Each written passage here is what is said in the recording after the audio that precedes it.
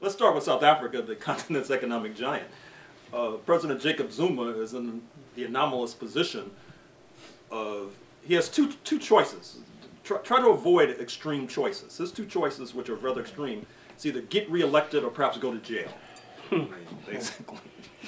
What I mean is that you may recall that his predecessor, Thabo Mbeki, was dislodged internally by Mr. Zuma a few years ago, and he had these court cases hanging over his head, that is to say Mr. Zuma, involving various cases of corruption. And now there's a danger that he'll be dislodged internally this year. If he's dislodged internally, there will be these court cases hanging over his head. There's a sort of presidential immunity that prevents these cases from going forward as long as he's president. So those are very extreme choices. Mr. Zuma, you know, he's taken on another wife. I think this, I can't about 50 maybe? No, it's only about 4 or 5. Well, he's not Fela Kuti. He's not. Right. He's not Only Fela. 4 or 5. Right. He's not Fela. Right. Oh! That's cold. And you know, his family's doing well in terms of getting these government contracts. So you know, I understand. I mean, but then again, what lies ahead might be a dank jail cell. So you know, that concentrates the mind wonderfully, I'm sure. So, South Africa, I think, is rather stable politically, although, as you know, there's ANC, African National Congress ruling party just a few days ago celebrated its 100th anniversary. The Zimbabwe situation is still hanging fire. As you know, Mr. Mugabe, the president, wants elections this year. They probably won't take place. I just read the memoir, the autobiography of his prime minister, who was his political opponent, Martin Shangarai. Very interesting book, at the deep end. Shangarai's book? Yeah, it's interesting. I mean, it's interesting for 2 reasons. One, it's interesting because I do think he paints a devastating portrait of ZANU-PF, the ruling party. But 2, perhaps, I would hope accidentally, he paints a devastating portrait of himself. For example, Canada figures into this story. About 10 years ago, he comes to Quebec to have a meeting with this known fraudster named Ari Ben Menashe. And he's caught on tape collaborating with Mr. Menashe about eliminating the leadership physically of ZANU-PF.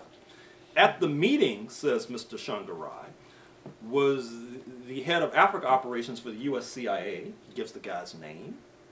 And he says that I gave him my bank account number in London for the ruling party so he could deposit $2 or $3 million in the account. He says it in his own book. Wow.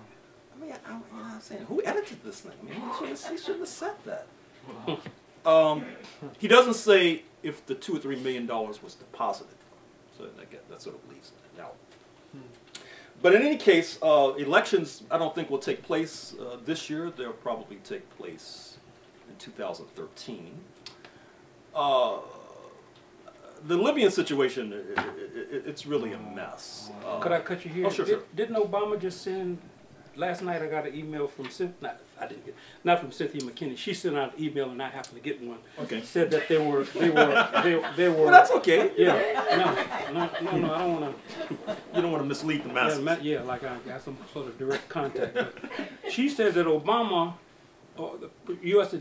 administration is sending in 12,000 troops to Libya. Yeah, that's really. Yeah, that came out last night. I find that hard to believe. 12,000? 12,000. Seems like I would have heard. They're in Malta. They're in Malta now. And for what purpose? The email. You can go to. While we have a break, you can go and read the email. Yeah. That's news to me. I'm surprised. Yeah. I got it last night about midnight. Well, anyway, as noted, Libya fits into the Iranian crisis because oil production will now be ramped up to compensate for taking, or at least trying to take, Iranian oil off the market. You still have thousands of darker-skinned people who are still incarcerated. There's the Libyan town of Tawerga, which is sort of becoming, I would say, the Guernica of the 21st century. Guernica being the Spanish town that was bombed in the Spanish Civil War in the 1930s, that was the subject of the great painting by Pablo Picasso that now hangs at the United Nations. Or at least it was hanging there. They might have moved it back to Spain. it's a town of mostly dark-skinned Libyans. It's now become a ghost town because the dark-skinned Libyans were associated with the previous regime, and vengeance was exacted against them, and so they were all chased out. And now it's just like this empty town. It's really amazing. The militias have yet to be disarmed, particularly in Tripoli. And there have been clashes between and amongst the militias. There's no consolidated national army as of yet in Libya. So as some of us predicted, the aftermath of this war conducted by NATO, the North Atlantic Treaty Organization, of which Canada is a constituent member, in Libya has been, I would say, disastrous. I mean, I think it's been an upside to a degree for the North Atlantic countries, and they now have their own filling station in North Africa. But for the people of Libya, who I think are going to expect quite a bit, because people, when you overthrow a government, you expect your lives to improve. That's why you overthrow the government. But it doesn't look like it's going to turn out that way. And this is, we are broadcasting live on Justin TV. This is Regent Park Radio, formerly CKLN. I am in conversation with Dr. Gerald Horne. We have a full house. And I wanted to flip the script and move to the Caribbean, where the Sister P, Portia Simpson, has been re-elected for the second time. And I think in the Caribbean we've had, Dominica's had a woman prime minister, as well as I think Janet Jagan. I think she held power for a moment. Sure. And there were some developments in, I'm getting mixed up in terms of St. Lucia, not St. Vincent. Ralph Gonzalez is in St. Vincent, but there we were on radio on Uhuru Radio, and Rupert Lewis talked about one of the St. Lucia, the brother. Somebody went to school in Taiwan, didn't he say? Oh yeah. Well, what happened is that, well, I mean, the news in the Caribbean is the global news. The global news is the rise of China, and China has multiple projects in Jamaica. It has multiple projects in the region. Obviously, this is quite worrisome to the North Atlantic countries, but I think the train has left the station. I'm not sure what they're going to be able to do to reverse the situation. One of the key issues, interestingly enough, you might recall in the Jamaican elections, which just were concluded a few weeks ago, was the fact that in Tivoli Gardens in Kingston, which is a major housing project with poor and working class people, that in the spring of 2011, you had the Jamaican authorities in conjunction with the U.S. authorities conducting a major raid, allegedly searching for a drug dealer. Coke. Yes. Do this coke, right. And they apparently slaughtered people indiscriminately. Now what makes it even bigger news is that apparently there was a plane, a drone aircraft of some sort from the U.S. Drug Enforcement Administration that was filming the raid. So apparently there is video of the Jamaican authorities going into Tivoli Gardens and just mowing people down indiscriminately. And so now there is a lawsuit to get the video released, and that was hanging over the head of the then ruling party, the JLP, the Jamaican Labour Party, who were associated with that raid since they were holding the reins of power. And so that was a critical element causing many Jamaicans to vote in favor of Sister P, who is now the new Prime Minister of JA. Okay, now I wanted to move on to talk about the elections in Taiwan. Oh yes. The elections in Taiwan. Now I understand that whoever won, U.S. imperialism and the other imperialists are sort of. Well, this guy wants to have have a better relationship with the People's Republic of China. Well, you know, the Taiwanese elections, which they take place either today or tomorrow. It's very interesting. As noted, U.S. imperialism, they're trying to focus like a laser beam on Beijing. But see, there's a contradiction. It reminds me of late last year when the U.S. president went to Northern Australia, Darwin, to set up this new U.S. military base supposedly targeting China. Same day, Secretary of State Hillary Clinton went to Burma, Myanmar, to warm up relations with that country. And of course, just yesterday, the Myanmar regime released hundreds of political prisoners, supposedly at the behest of Washington, and so they're now in this love fest between Myanmar and the United States after years of frosty relations. This is obviously aimed at Myanmar's northern neighbor, which is China. But at the same time this was happening, GE, the major transnational, was transferring sophisticated technology to China. So on the one hand, it seems like half the ruling class wants to participate in the gold rush to China, the other half wants to overthrow the Chinese regime. And it seems to me that that's inconsistent. It's contradiction. I don't see how it's going to work.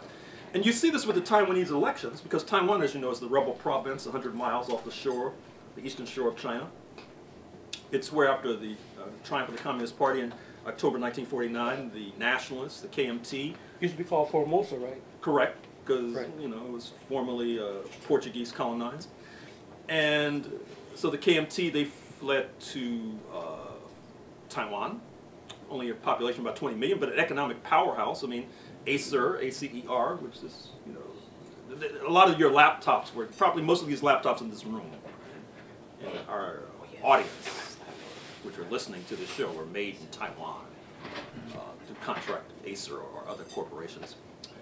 There's massive Taiwanese investment in the People's Republic. So you have two candidates for the presidency. One, the KMT, which now has a warm relation with Beijing. As a matter of fact, the relations are so warm that my guess is that all of these multi-billion-dollar arms deals between Washington and Taiwan, that if the United States is not careful, those arms will be turned over to Beijing, because the relations with KMT and Beijing are so close. Then you have the so-called Democratic Progressive Party, which has taken a hard line against Beijing and wants to move away from the so-called consensus between Taiwan and China, have a new consensus. And what's interesting is that not only has this made Beijing nervous, it's making Washington nervous. I said, wait a minute, I thought the line was, you want to take the hard line against China. So I would hope that you would then, I would think, not hope, excuse me, I would think that then you would support the hard line DPP. But no, they don't. They want the KMT to win too. So I say, what is this? Is this like a comedy routine? You're trying to confuse everybody? I mean, say you want a hard line, but you don't support the hard line party. But what I think it reflects the inconsistency. That is to say, the United States is so dependent upon China. Yeah. China buys U.S. Treasury bills to keep the U.S. government afloat because the ruling elite doesn't want to pay taxes, so they have to borrow from China. The manufacturing base in the United States has gone down sharply, and a lot of the manufactured goods come from China. Walmart, which as you may know is this major U.S. corporation where working class people shop, most of the goods are made in China. So there's this sort of dependency on the one hand. On the other hand, they say they want to get rid of the regime. So, it's inconsistent, totally inconsistent, which means that policy will probably end in tears. You are looking at us from a different book list here in Toronto, Canada. We are on Justin TV. This is Regent Park Radio, formerly CKLN. Melinda and Mark are on the controls. Amazing. We have Dr. Gerald Horne is here.